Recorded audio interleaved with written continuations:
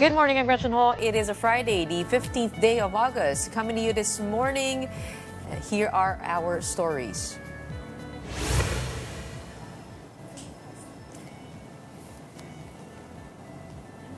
Baguio Mayor Benjamin Magalong's offer to head the investigation into alleged corruption in flood control projects has been rejected by Malacanang.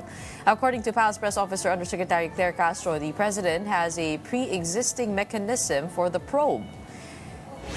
The campaign against online gambling intensifies as the Bangko Sentral ng Pilipinas mandates that e-wallet apps scrub all links to gambling platforms. And for a deeper look at this directive, we will be joined by Senator Tulfo later in the program. And according to a new study, the allure of more games, higher bonuses, and convenient access on unregulated gambling platforms comes with significantly higher risk for users. The research also found that e-sabong continues to thrive despite the ongoing ban.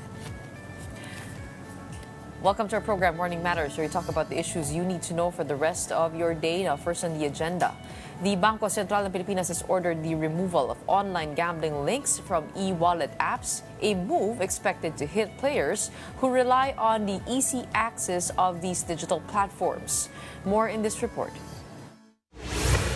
32 million adult Filipinos are online gamblers. This is according to data from the Philippine Amusement and Gaming Corporation or PAGCOR as of July 15, 2025.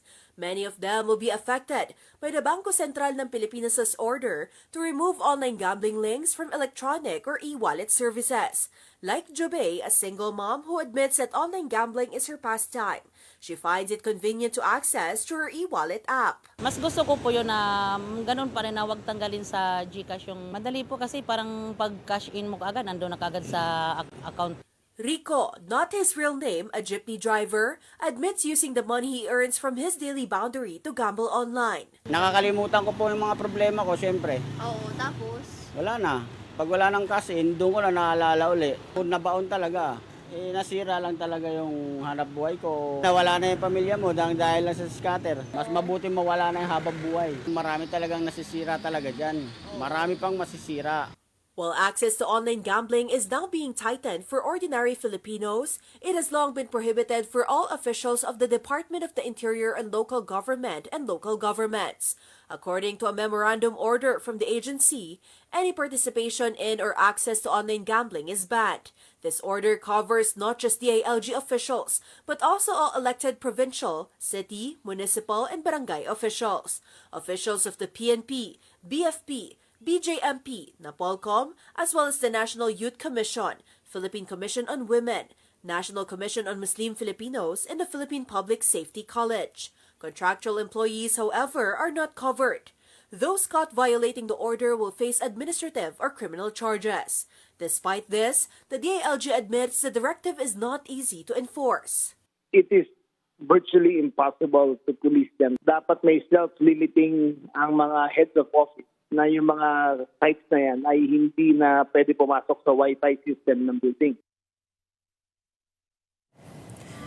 Senate President Cesar Escudero and the Office of Senator Robin Padilla have directed a probe into reports of marijuana use by a Senate staff member inside the upper chamber. This is after two separate complaints to the Office of the Sergeant-at-Arms concerning an unusual odor coming from the ladies' comfort room near one of the Senate's extension offices. On Tuesday, a staff member from Senator Ping Lacson's office reported that the smell resembled that of marijuana. The report noted that the only person inside the restroom at that time was identified as Nadia Montenegro, a political affairs officer in Senator Padilla's office. But when the guard on duty approached Montenegro, she said she had just been using vape. Still, Lacson insists that there should be an investigation on the matter. Hindi maganda talaga. Isipin mo, Senado yun eh. Tapos mga amoy na amoy parang Amsterdam. Identified naman kung sino yon. Alam ng OSA eh. Alam ng mga gwardiya doon sa Senate kasi sila nakakita. Malacanang has rejected the offer of Baguio City Mayor Benjamin Magalong to lead the investigation into alleged corruption in the government's flood control projects. More in this report. Baguio City Mayor Benjamin Magalong claims he has information linking 67 congressmen to alleged kickbacks from flood control projects. Speaking on the Ted Filon and DJ Chacha program, Magalong revealed that informants have discreetly sent him digital copies of documents and figures related to the scheme. While these are not yet hard evidence, he described them as highly credible. Marami na ring nakikipag-ugnayan sa akin para magbigay ng information. Meron na rin silang gustong ipadalang mga dokumento. Meron na rin mga nakukuhang mga dokumento na mga digital copies na talagang very discreet yung pagkapadala nila sa akin. Meron lang mga binanggit na mga figures. So, all of these are actually leads lang. We consider them as leads. Hindi pa ito ebidensya. Opo. Kailangan pa kailangan pa ng evaluation, pero ako na nagsasabi na very credible. Because of this, the mayor said he is ready to lead the investigation. However, the palace said that's no longer necessary. Instead, it urged Magalong to submit his findings directly to President Bongbong Marcos. Kung ano man po ang meron siya, maaari niya po ito maisumiti agad-agad sa ating Pangulo para yung sinasabi po nilang 67 congressmen at mukhang sila ay identified na ni Mayor Magalong. Hindi pa po ba mas magandang maibigay na niya ang report na ito sa ating Pangulo? At kung kinakailangan maidemanda o makasuhan ng may sapat na ebidensya, agad-agad natin po itong dapat gawin. Palace Press Officer Undersecretary Claire Castro said the president has already set a mechanism for the investigation. She added that any contractor found involved in anomalous flood control projects should have their government contracts terminated.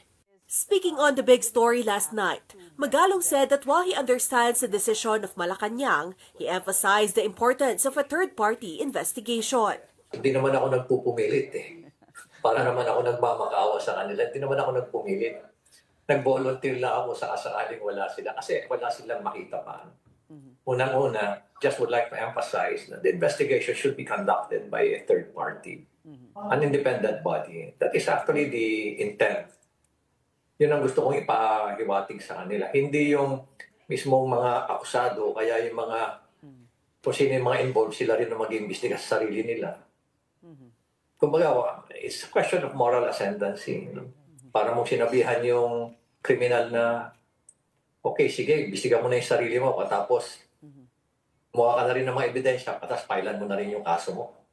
Ganun ang nangyari. Hindi naman pwedeng ganun. Kaya hindi po ako nagpupumilit.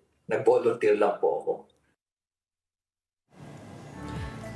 Chinese state media has released a so-called video expose showing what it claims were dangerous maneuvers by a Philippine Coast Guard vessel near Scarborough Shoal last Monday. In the 26-second clip, the PCG ship is seen speeding in front of a Chinese Coast Guard vessel despite repeated warnings from Beijing to stand down. According to Chinese reports, the video was taken just moments before a Navy warship and another Coast Guard vessel from China chased the PCG, an encounter that ended with the two Chinese ships colliding. Philippine Navy spokesperson for the West Philippine Sea, Roy Vincent Trinidad, said China should have learned its lesson from the collision. He added that Beijing should protect its personnel and not use them as bait. Meanwhile, Maritime Affairs expert attorney Jay Batong-Bakal dismissed the Chinese expose as nothing more than a bluff. Kung sakaling ipipilit niya yan, they'll have to go to court and then they'll have to prove who actually has sovereignty over Scarborough. Di hamak na mas marami tayong ebidensya kaysa sa kanila. I hope that the leadership of the Chinese Communist Party would be able to look after the welfare of their men and not make them cannon fodder. Coming up, e-sabong is still thriving despite a nationwide ban. A recent study on unregulated gambling has revealed. Let's talk about that and more with the Fourth Wall Research Director, John Braille Bae, when Morning Matters returns after a quick break. Keep it here on One News.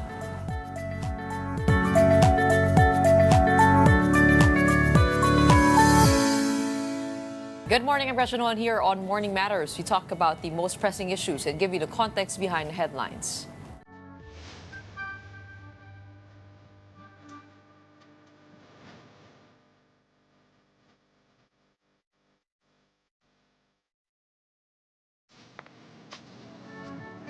Illegal online gambling sites in the Philippines outnumber licensed platforms hosting around 5,000 games, 72% more than the 2,900 on the legal sites. Now, that's according to social cultural research firm The Fourth Wall.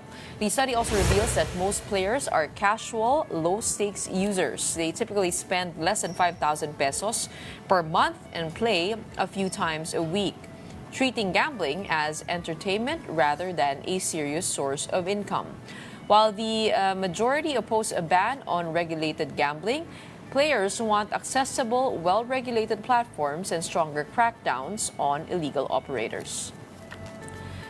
To shed more light on the study, we have John Braille Bae, Research Director at The Fourth Wall. Good morning. Thank you so much for joining us on Morning Matters. Good morning, Gretchen, and to all your viewers. Okay, before we go to your study, tell us a little bit about The Fourth Wall. Who comprises your team? Well, The Fourth Wall is a socio-cultural research firm, and basically our focus is to understand the behavior of the Filipinos. That is why our hashtag is We Know the Filipino. So that's our main focus. Pero is this tawag dito, volunteer work or is No, this... it's a commercial research firm. Okay. Yes. Okay, who commissioned this study into online gambling? Well, this study is an independently made study by our team. And the reason why we did this study is because we were concerned that there is a raging debate about the online gambling, and yet when we did our digging of the data, there is no available data about the behavior of in online gambling. Okay, so what comprises your scope of the online gambling space? Well, we have two parts in the study. The first part of the study was a survey among 1,250 online gambling players nationwide, wherein we try to understand what motivates them to use the online gambling platforms, in order to understand how policymakers can shape. And most of behavior. these players were at what age range? Well, most of them are millennials, so age 26 to 35. Paano mo na-identify sila? I mean, ito ba ay talamak sa edad na ito o talaga pumili kayo ng millennial? We didn't filter it according to age. We did a random sampling across the nation. And what did you notice? What were the findings of your study? Well, the main finding is that most of these players, most of these online gambling players, play not because they are seeking higher income. Instead, they are playing either because A, they are curious, they want to try it out. B, they are bored and they want to be entertained. And / C, they were invited by their friends. Yeah. In fact, 92% of the online gambling players that we surveyed said that they were invited by their friends or their relatives. So this is more of a casual thing for these players, a social, casual endeavor. Correct. That's them. correct. Yeah. And given that observation, how attached are they to these gambling sites? Kaya din ba nila bitawan na lang dahil casual lang? Ito ay parang kumbaga parang bored lang sila? O it starts from there and then eventually escalates? Well, according to our survey data, when we asked them, what would they do if there is a total ban of all online gambling platforms in the Philippines? And surprisingly, we found that 75% of them said that they will go to the unregulated spaces. Kasi na-addict na. Yes. Sa game. Not necessarily, but it's more because of the motivation that lies beneath And what is the playing. motivation? The main motivation really is leisure, entertainment, and also socializing, because their peers are, to a certain degree, it's they're But pressured now to that the play. BSP has instructed the e-wallet apps to uncouple from these gambling apps, isn't it so much harder now to get into the game? Kasi isa-isahin mo pa yun eh. Kung nga ito yung game na gusto mo, pupuntahan mo, mag-log in ka. tapos magbabayad ka pa, maglalagay ka ng pera. Hindi ka tulad nung sa e-wallet na medyo madali, seamless, kumbaga may lead to the app na di ba? Isn't that enough of a deterrent? Baka sinasabi lang na they would want to jump ship to the website and they're okay to do that. Based on our findings, it seems that it wouldn't be sufficient to curb the shift of these online gambling players to unregulated sites because the e-wallet advertisement, the e-wallet connection is just one of the ways that these unregulated platforms are attracting players to their sites. We have to remember that they're also doing aggressive marketing in social media. Correct. Some, we also observed, are using legitimate links to attract the players to their site. So, in a way, they're also Pero engaged kasi in kung phishing. hindi naman para sa income, additional income, at dahil lang ito sa boredom, you would think that if it gets too much of a stress already to be able to access these gambling platforms, parang that would override yung parang enjoyment that they get from the app itself. Yes, to a certain degree, Gretchen, that's true. But yun nga, there are other means for the platforms to attract them, and behaviorally, it will still lead them to those sites, diba? Okay. Yeah. So as long as they exist in the space. Yes, correct. Okay, I want to go to your study on e-sabong. Is that a separate study? Because you also released you did a study on this after the nationwide ban on online cockfight betting since December 2022. What did that show? Well, just to put it into context, the main focus of our second study is really on unregulated online gambling platforms. And So wala sa e-sabong? yes, we only found it okay. accidentally. Okay, all right. Yeah. So tell us Yes. more about that. Well, we found that in unregulated online gambling platforms, suspended games still persist, such one of which is e-sabong. If you remember, it has been suspended back in 2022, as you mentioned, and yet when we did our desk research and observation among these unregulated platforms, we found that e-sabong still persists and even if Ilan ang they're already naglalaro sa suspended. nakita ninyo? We were not able to collect data on how many are actually playing, but I think the fact alone that these suspended games still persist there means something. That in unregulated... Well, it's not new to us that it persists. Like I was telling you earlier, kahit anong pinagbawal mo, it will still exist in one form or the other because it's human nature, right? Yes. I think the better indicator here is if there was a reduction in the number of gamblers if you do make it illegal to do and hard to access. So for example, dito sa platform na to, wala na yan, alam ng mga tao illegal, syempre meron pa rin yan, may illegal pa rin, di mawawala yan, nandyan pa rin, it's a given, right? Pero kung mula sa 100,000, naging 20,000 na lamang yung manlalaro, you affect the impact of this gambling site on the people.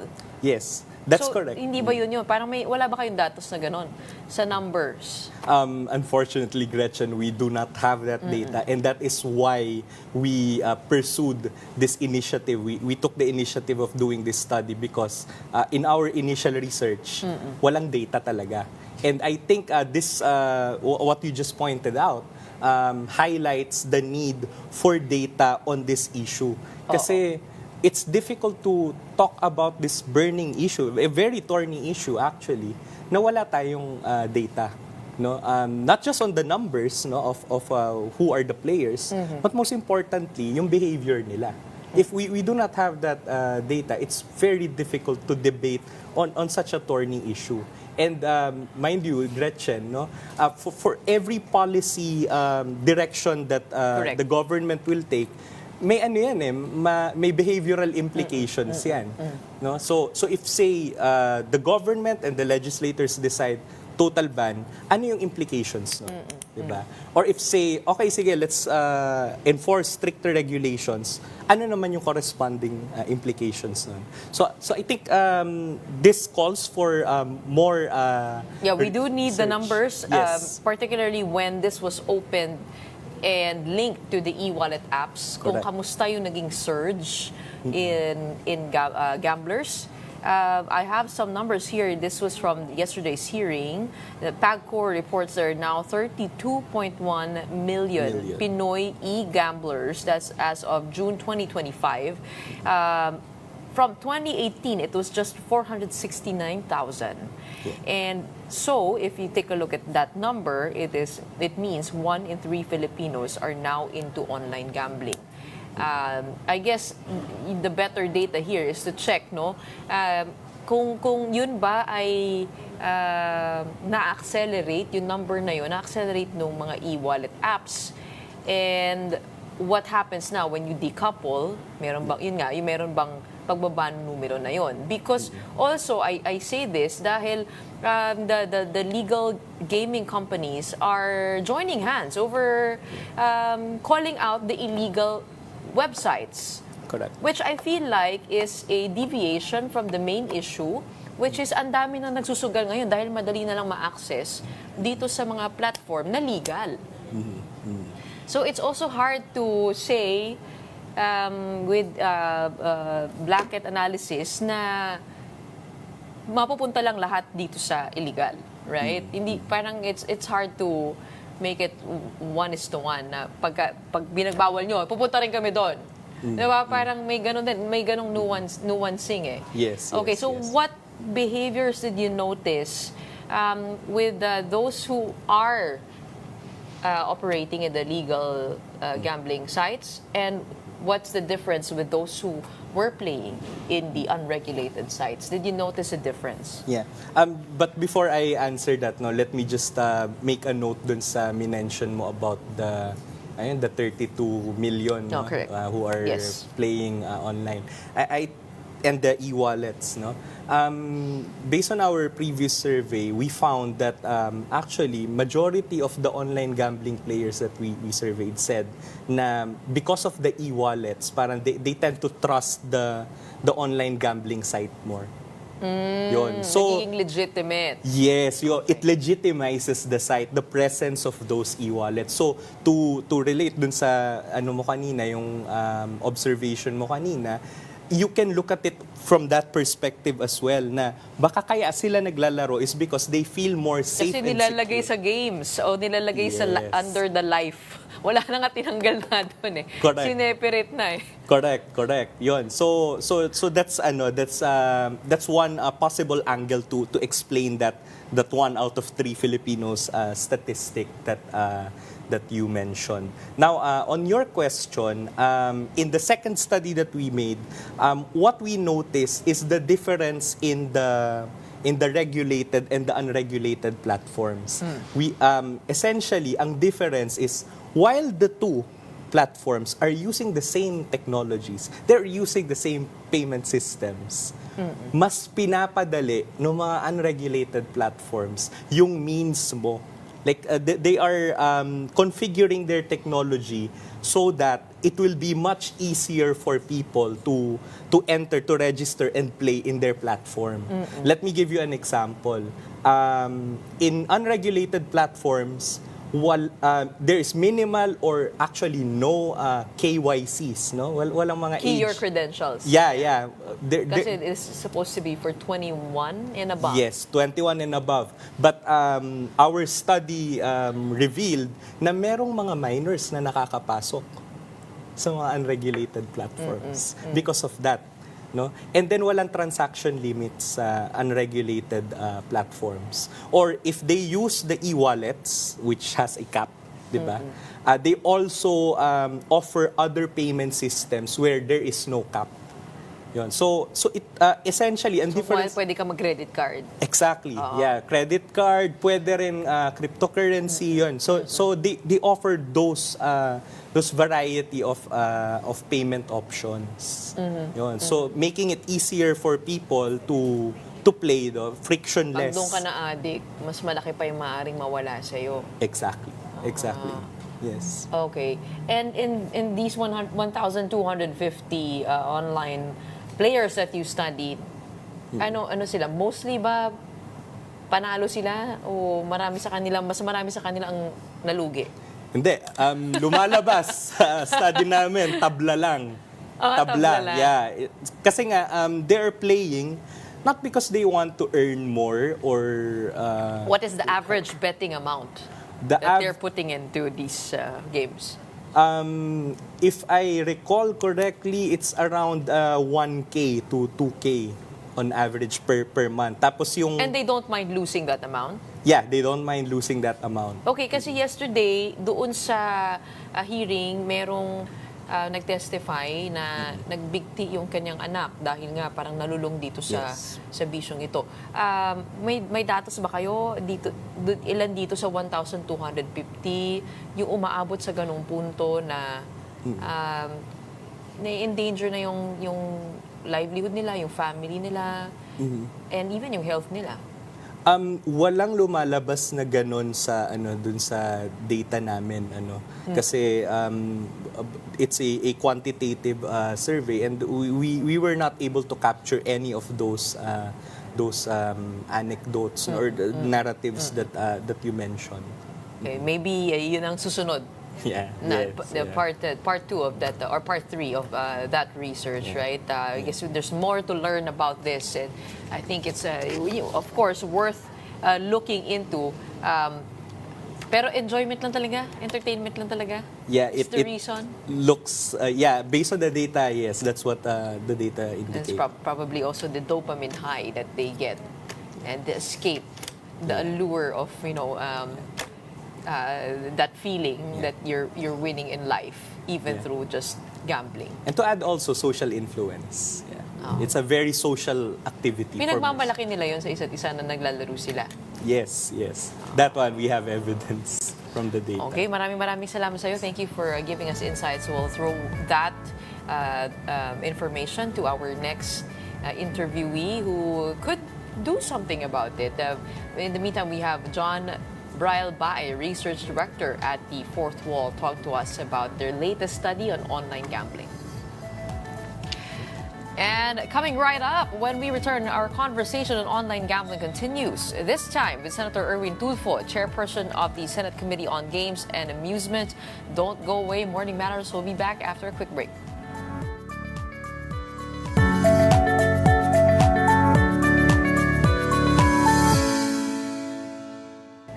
Welcome back. You're still watching Morning Matters here on One News. Senator Erwin Tulfo warns Bangko Sentral ng Pilipinas that they could be cited for contempt. That is if the deadline for removing online gambling links from e-wallets is not met. But in the middle of the hearing, Senator Rodante Marcoleta questioned why e-wallets and the BSP were being blamed. He said PAGCOR should be held accountable instead. Ang PAGCOR po ang merong regulatory powers dito eh. Bakit hindi sila yung mauna na mag-regulate? Bakit po yung GCash ang dinidiin natin? Parang nakikita ko, we're all barking on the wrong tree. I just made the suggestion this morning, but I did not expect na sila yung gigisahin natin. Hindi po sila yung operator eh. But they are the conduit. I was the one who suggested. Hindi po pwede magtaya yung mga bata kung wala yung... Kaya nga po, ang sinasabi ko, isuspend nila. Tapos na yun. But let us not naman fry people. Senator Erwin Tulfo joins us now to talk about the Senate's broader stance on online gambling. We have him on the show. Maraming salamat po for your time today. Magandang umaga po sa inyo, Senator. Hi, maraming salamat, Gretchen, for inviting me in your program. Yes, good morning. Okay. Senator, why was there a need to issue such a strong warning to the BSP? Don't you agree with Senator Marcoleta that PAGCOR is the one who is responsible for all of this? Actually, ang e-wallet kasi is under the BSP. It's not with PAGCOR. Kaya nagtataka nga kami, hindi lang siguro nakuha na gets ng mga kasama natin sa media. My question was like, bakit ninyo pinayagan ang betting sa e-wallet? Sana walang ganun. Why did you offer gambling sa inyong e-wallet? Doon nagka-problema. Tama naman sinasabi ni Senator Marcoleta. Bakit natin papagalitan ng mga ito, mga e-wallet, BSP, dapat PAGCOR? Pero sabi naman ni Senator Raffy na hindi, kung hindi dahil sa kanila, di wala mga nagtataya online. Kaya madaling i-access, ika nga. Mantakin mo, sabi niya, e-wallet ka, yet you're offering online gambling doon sa e-wallet. Pero nagkasundo naman, sabi ni Senator Marcoleta, di kaya nga gusto natin suspindihin. Parang nagsasabi ang BSP na bibigyan nila ng ilang araw.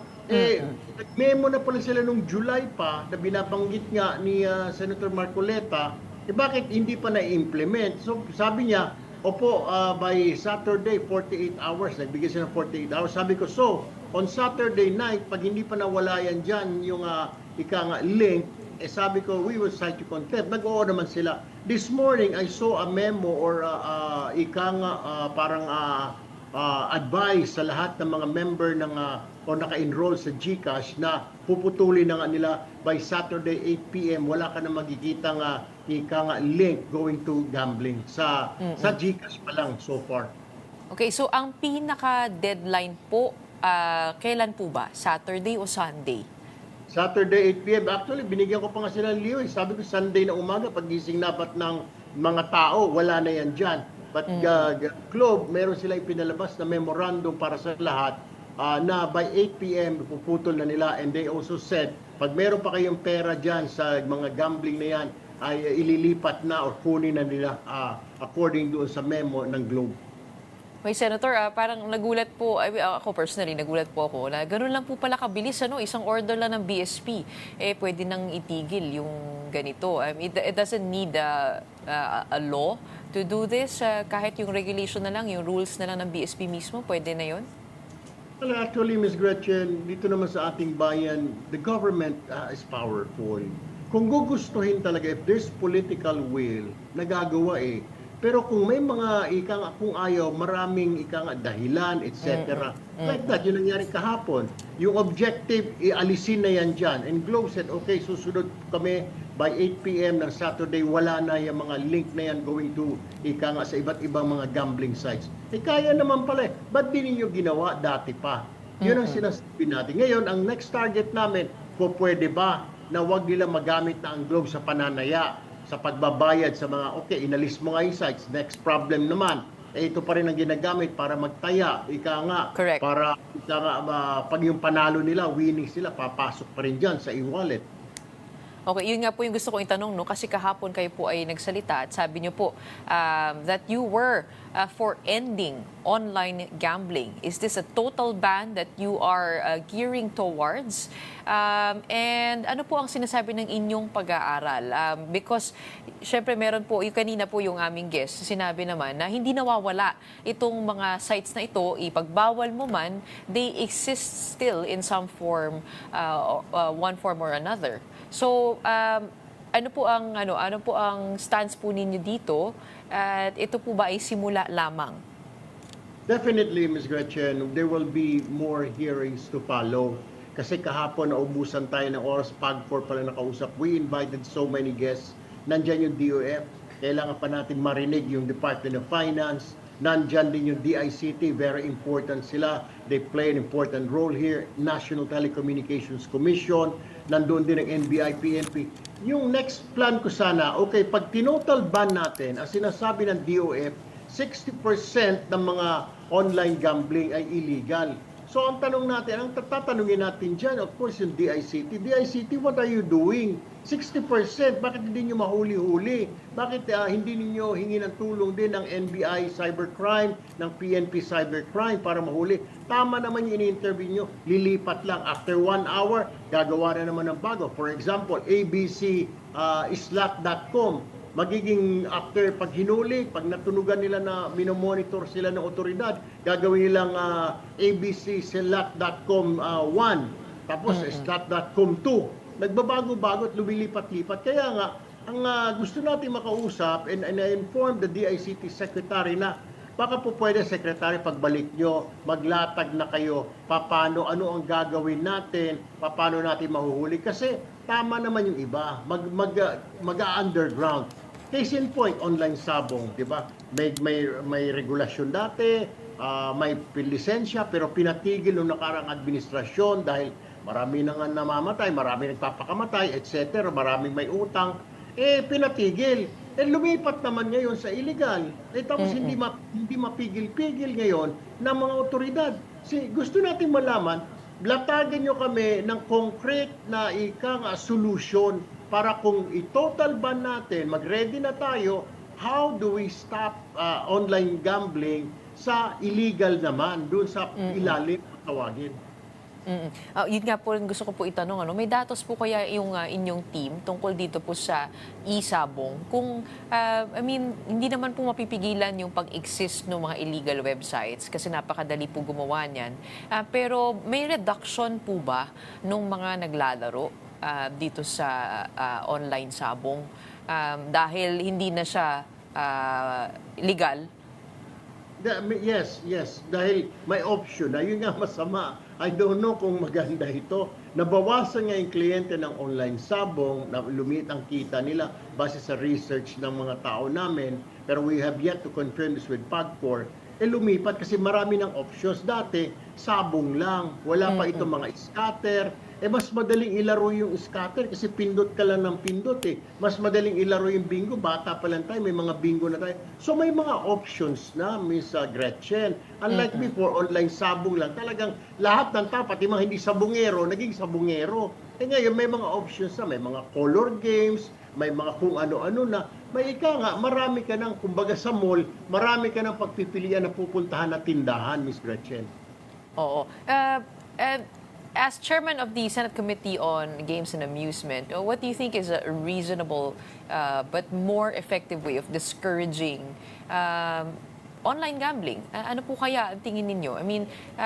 Kasi tinitimpla ko po kung nasa po kayo. You for a total ban or parang yun po yung pinaka-extreme na maaaring gawin dito? Mas preferred nyo po ba na maghanap ng middle solution here to be able to effectively regulate, but still, of course, the other argument, kumikita ang gobyerno dito. Majority of the members, including myself, we're really for total ban. Merong isang Senate bill doon under na pinasa ni Senator Win Gatchalian na very strict regulation. Kaya nga, pinapakinggan namin, naghihiring tayo. Kasi kung kami nagtatanungin, kung ako lang masusunod, Ms. Gretchen, kahapon kung magagawa ko lang, sasabihin ko total ban, stop everything. Hindi naman, dahil yan trabaho ng executive. So, ang executive naman humihingi ng, pag-aralan nyo muna, okay, ayaw na pinatot. What if, mare-regulate namin, pwede bang hindi natin i-total ban? So, we're listening. Ang gusto lang namin, executive, sige, gusto ninyo ng regulation. Bigyan nyo kami ng malinaw regulation, pag-aaralan namin, di ba? Regulation, ang gusto namin makita, ang gusto ng mga tao, mga minor de edad, hindi na makapagsugal, mga estudyante, hindi na dapat makapag-online gambling. Tapos, yung mga may trabaho, lalo na yung mga maliliit, naubos ang sweldo, paano ninyo in-control yan? So, yun ang gusto nating malaman sa PAGCOR. How will you do that? Diba? Pati mga gambling sites na yan. They have social responsibility. Wala nang naiuwi yung tao na kita sa bahay niya So, paano mo mapipigilan yun? Paano yung mga utang na yan? So, inuna na natin itong sa online. Pag nakita ko kahapon, na-brought up ito sa hearing, Ms. Gretchen, okay? E-wallet ka. Nag-o-offer ka ng gambling sa e-wallet. Pagkatapos, ang galing din ang ganda din Tapos meron din silang app doon na pwede kang mangutang online. So pag naubos yung pera mo sa kasusugal, lumipat ka lang ng app at kukunin mo, mag-apply ka ng loan at mabibigyan ka ng loan. Kita mo kalukuhan na yan. Parang ini-encourage mo pa na mangutang ka para may pangsugal ka. Yun ang gusto nating alisin. Alisin mo ito sa mga online na sa mga e-wallet. Mahihirapan ng kahit papano, mahihirapan yung mga sugarol, lalabas na sila, maghahanap sila ng mga sites. Pero kailangan natin, pigilin naman yung pagbabayad, yung mode of payment, alisin na natin yung mga e-wallet, yung magiging vehicle or tool ng tayaan at saka Correct. yung mga palo na alisin na sa kanila, Miss Gretchen. Pero tama ho ba na itong mga website, sa ngayon, di ba, wala na po siya dun sa mga e-wallet, pwede mo siyang puntahan isa-isa at gumamit pa rin ng e-wallet. So technically, parang, nandiyan pa rin. It's still available. Pero kasi ngayon, karamihan, Miss Gretchen, may mga kapitbahay ako, maging yung kusinera namin, nakakapagsugal siya dahil pupunta na siya sa e-wallet, okay? So, kinakargahan niya yun, so madali siya. Pero kung wala, napupunta ka sa website, paano kung doon sa gambling na sinasabi natin, maghahanap ka ngayon ng site, nga. Pero kaya nga, importante, the next move namin dyan, o sige, habang hindi pa kayo nakakalatag ng strict enforcement o regulation, o e-wallet, pwede bang wag na kayo maging tool ng tayaan kasi kayo tumatanggap ng taya, kayo rin nagpapadala ng winnings. Paano ba ito? Pwede ba ito? Yun ang gusto kong marinig. Yun ang sabi ng kung ang PAGCOR ang tatanungin mo, Miss Gretchen, pahig ang PAGCOR na pupunta na sila sa mga pay stations. So, ibig sabihin, lalabas ka ng bahay para magpa-load ng taya, parang gano'n, parang dati, pag nagpa-load ka ng cellphone, pupunta ka sa 7-Eleven o kanong tindahan, loadan mo nga ako ng 50 pesos na load, etc. Ganon din ang gusto ng PAGCOR. Pahig ang PAGCOR doon. Sige, lagyan natin. Isa pang gusto namin, dapat may oras na lang, limited na lang. Ngayon kasi, Miss Gretchen, 24/7. Madaling araw, magising ka, gusto mo jumingil. Makita mo yung cellphone mo, maglalaro ka, pipindot-pindot ka muna ng ilang saglit dyan. Without knowing, 1,000 na pala napatalo mo. Lagyan natin ng oras. Hindi ba po pwedeng parang 6 ng gabi na lang hanggang 12 midnight na lang, pwede ka magsugal. Pero yung 12 midnight hanggang 6 ng gabi kinabukasan, walang sugal at all. Hindi ba kakayanin yun? Yun ang gusto naming marinig sa PAGCOR at dito sa mga DICT, BSP, etc. Lahat sila. That's what we want to hear. So ito po yung mga options natin, yung paglalagay ng pay stations para mahirapan po magbayad. Yung pangalawa po ay yung paglilimita ng oras at yung mga self-exclusion options. What would you have to say to the, I guess yung mga ads po nitong mga online gambling saying na pagpusta de peligro, kayo na yung kumbaga parang kumalas, no? What would you have to say to that and the ability of the player to be the one to limit himself or herself? Because, syempre, ang binabalanse rin po rito yung government intervention, which is parang how much should government be intervening in the restricting of people's rights because it is still well within gambling as nakikita po natin, meron pong legal na klase, pero paano po kaya binabalanse yung gano'n? I mean, kasi dito sa Pogo, meron pong masusing pag-aaral doon sa social impact at ang naging trigger po doon, ito po yung pagtataas ng crime rate. Dito po sa online gambling, where do we say na parang kasalanan nung player at where do we say na hindi dahil in-enable nung sistema? Because yung accessibility, Miss Gretchen, madali na sumugal online gambling. Inalis nga natin ang Pogo, okay? Aminado naman yung mga kasamahan ko, pero napalitan ng Pigo. Unfortunately, walang malinaw na regulasyon. Sa Pogo, okay lang sana kasi yung mga biktima, yung mga Chinese, yung mga foreigners, dito sa Pigo, tayo, yung mga kababayan natin, yung victims nito. Yun nga, yung ano ba mga impact nito? 4 na so far ang alam namin na nagpatiwakal ng mga kabataan. Tapos ayun na nga, maraming natanggal sa trabaho, tapos pamilya. Ang pinaka main problem, ang daming lubog sa utang ngayon because dito sa online gambling nangungutang. Number 5, yung isa pa na yung kinikwento nga nung isang constituent ni Senator Mix Subiri na kahero siya ng gas station. Kinukupitan niya 11,000, yung pinakalas 46,000. Talagang mahuhuli na siya. Kaya kinitil niya ang sarili niya, yung buhay niya. Kaya nakikiusap yung nanay kung pwedeng itigil na rin ito. Ito yung sinasabi natin na we're okay. Kumikita nga tayo. Actually, ganito na to simplify it, Ms. Gretchen, para maintindihan lahat. Okay, you need money. Parang isang ama.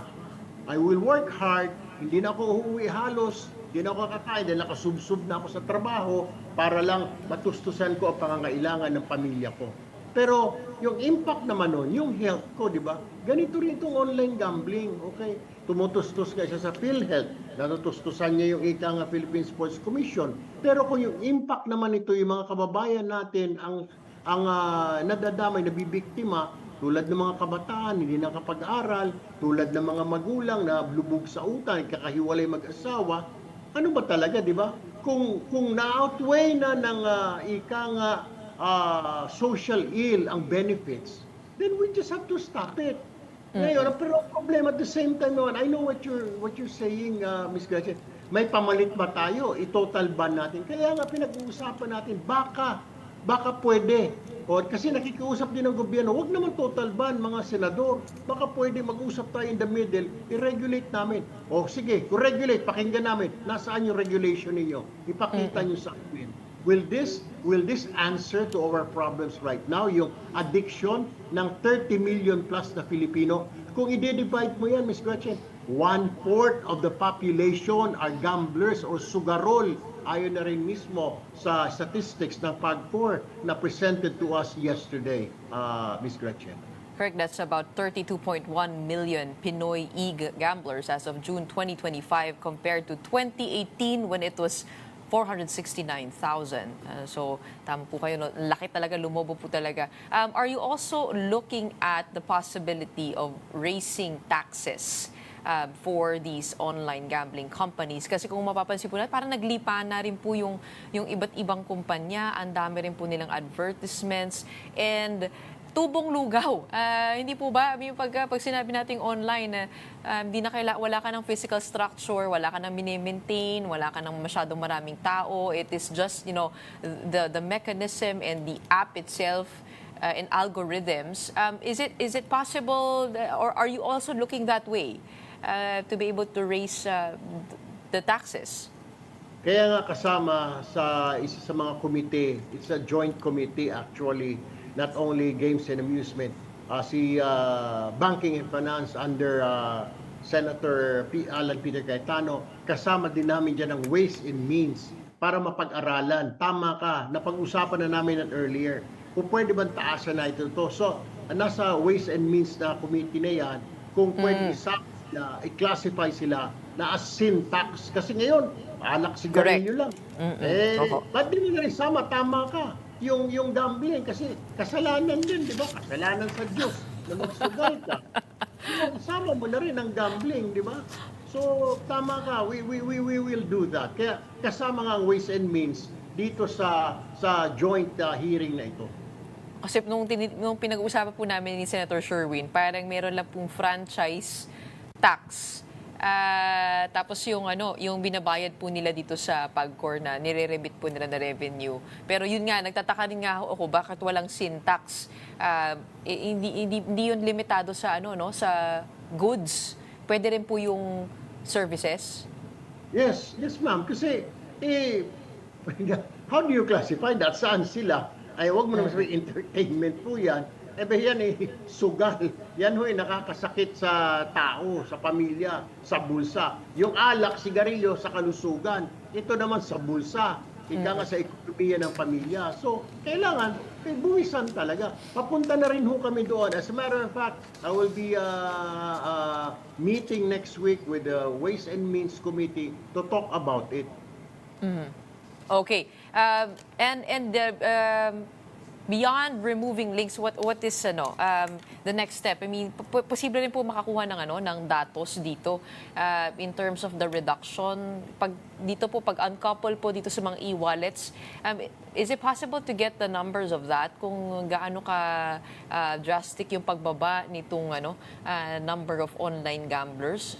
Because do you agree with because the online gambling companies, sabi ko nga parang they join hands in saying na hindi kami ang problema. Ang problema itong mga illegal websites. But on the other hand, yung researcher natin kanina sinabi na legitimize nitong mga e-wallets yung mismong paglalaro. Which do you think is the bigger problem when you take a look at it? Kasi what I've mentioned earlier, Ms. Gretchen, the accessibility. So easy to gamble now, unlike before. okay. Before nito mga online gambling na ito, you have to go to the casino to gamble. Yun talaga po pwede mong sabihin, keep it fun. Dahil pupunta ka sa casino, talagang pupunta ka doon. Pag nag-dinner ka, yung mga hotels may mga dinner, di ba? Eh ngayon, hindi. How can you have fun kung talo ka na? Mukhang mali ating keep it fun. Hindi ka pa pwedeng maging happy kung natatalo ka na dahil ubos na yung sweldo mo. So, yung sinasabi lang natin, Miss Gretchen, kailangan, kung gusto talaga ng gobyerno na itong online gambling will stay, bigyan nyo kami sa Senado ng isang malinaw, konkretong solusyon. Kung gusto ninyong regulation, bigyan nyo kami at pag-aaralan namin kung papasa. Yung gusto namin, when you say papasa, hindi na makapaglalaro ang mga bata. Hindi na yung mga pamilya, yung mga nagtatrabaho, may maiuwi pa sa kanilang pamilya. Hindi na magkakuwatak-watak ang pamilya. Things like that. Yung medyo mahirapan na, yun na nga, gumagawa ng first idea ng PAGCOR, maglagay nila ng pay stations at doon magpapaload yung mga talagang magsusugal. So, mamamasahe ka, pupunta ka sa pay station at magpa-load ka doon ng mga chips o what they call it, tsaka ka makapaglaro. Right now, kung may e-wallet, Diyos ko po. Pagkatapos na ito, kung gusto ko magsugal, pupunta lang ako doon sa GCash. Mananaya na ako dahil may load ako. Ita-transfer ko lamang yung pera ko to doon sa gambling app. Are you also looking at tightening regulations around the advertisements? I know that there's already the involvement of the ASC, pero ano pong tinitingnan nyo sa direksyon po na yun? Yes, si Chairman Tenko yesterday said yung sa mga billboard yun ang inuna niya, they already took it down. Yung mga sa airport, etc. Ang next target namin, ang gusto ko marinig sa kanya next hearing, wala na po, bawal na ito. Parang yung sa sigarilyo, Miss Gretchen.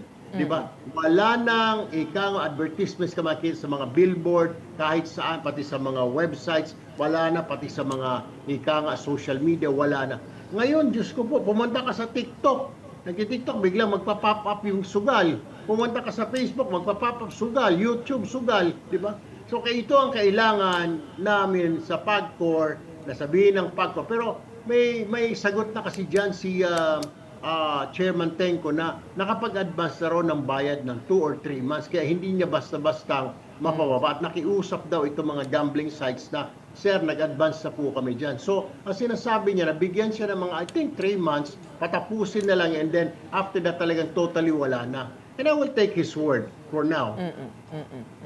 Okay, we shall await the findings of the Games and Amusement Committee. Thank you so much sa inyong pagpapaliwanag, the different sides that we have to look into this problem that has plagued our society. Maraming salamat po, Senator Erwin Tulfo, for joining us this morning. Thank you, Ms. Gretchen. Good morning. Let's move on over to weather. PAGCOR is not monitoring any low-pressure area as of the moment, but the southwest monsoon, or Habagat, continues to affect several parts of the country. Scattered rains are expected over Metro Manila, southern Luzon, and Visayas. Now, most areas in Mindanao may expect isolated rains still due to Habagat. The rest of Luzon may also experience rains due to localized thunderstorms. I guess it is good news, good weather over the weekend, hopefully in more parts of the country. We hope you have a great Friday to Sunday. It is a payday Friday after all. That wraps up today's episode of Morning Matters. We hope we've given you the right start to your morning. Let's go ahead and make the day matter. My name is Gretchen Ho. We are One News, all sides, all the time.